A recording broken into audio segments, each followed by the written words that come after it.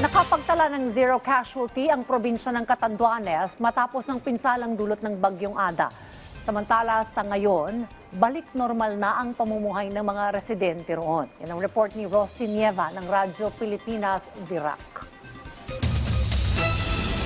Matapos ma-stranded ng halos 3 araw sa mga pantalan dahil sa Bagyong Ada, pinayagan ng muling pumalaot ang mga sasakyang pandagat sa buong lalawigan ng Catanduanes. Opisyal na kasing inalis ang suspensyon ng sea travel dahil wala ng tropical cyclone wind signal na nakataas sa buong isla. Dahil din dito, may pasok na ang ilang estudyante sa ilang bayan sa lalawigan. Nagsimula na ring magdecamp o magbalik sa kanilang mga tahanan ang mga evacuee. Batay sa datos, umabot sa mahigit 15,000 Katandunganon ang pansamantalang inilikas dahil sa pagbaha sa iba't ibang bayan.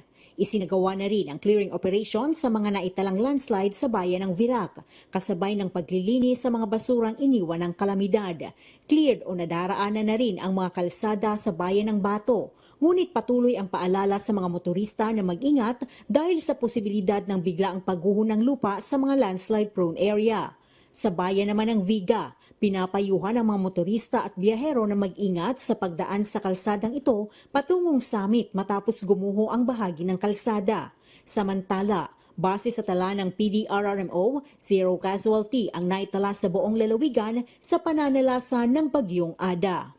Mula rito sa Catanduanes, para sa Integrated State Media, Rosie Nieva ng Radyo Pilipinas, Radyo Publiko.